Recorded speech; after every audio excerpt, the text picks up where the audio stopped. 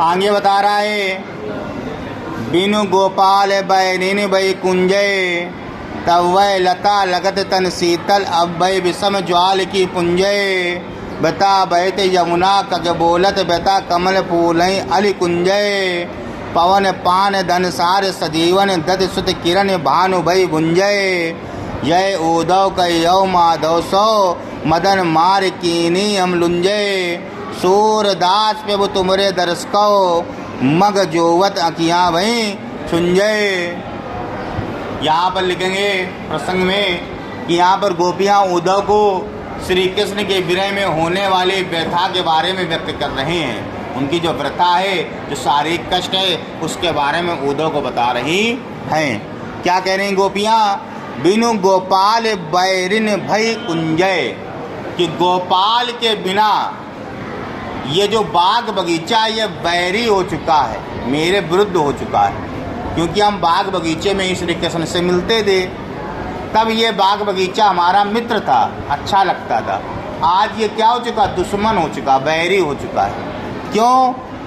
तब वह लता लगत तन शीतल, तब वह जब श्री कृष्ण थे तब ये लताएं हमें शीतल लगती थी, हमें अच्छी लगती थी, शीतलता प्रदान करती थी। अब क्या है?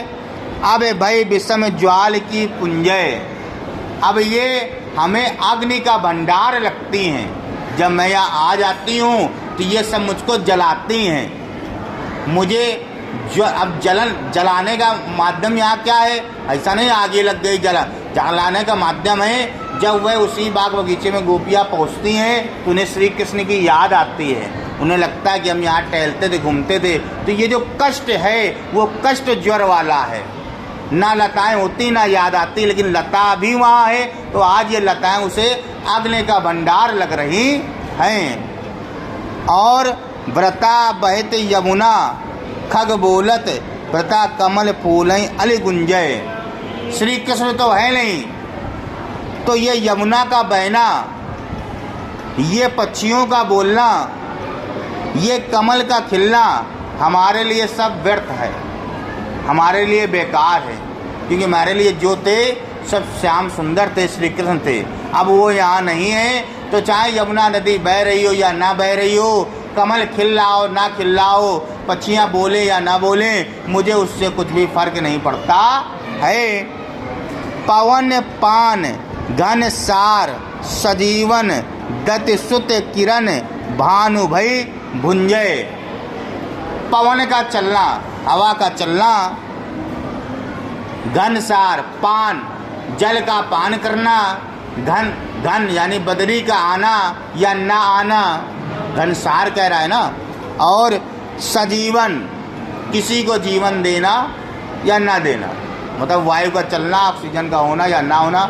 सजीवन का मतलब हो सकता है कोई सजीवन भी हो, वहाँ सजीवन वन के बारे में बात हो रहा है, या कोई भूति, उसका होना या ना होना, ठीक है। दधि सुत किरण भानु भई भुंजय, और भानु यानी सूर्य के द्वारा जो किरण प्रदान होती हैं, ये सब अगर है भी मेरे आसपास, फिर भी मेरा शरीर क्या हो चुका है? अपंग हो चुका है, भुंज हो चुका है। पवन भी है, सजीवन भी है, बूटी भी है, जल का पान करने की सब सुविधा भी है, ठीक है, बदरी भी है, हवा भी है, जीवन जीने की सारी चीज़ें हैं, यहाँ तक कि सूर्य की किरणें भी हैं, फिर भी मेरा शरीर क्या हो चुका है? अपंग हो चुका है, मेरा शरीर कार्य नहीं कर रहा है।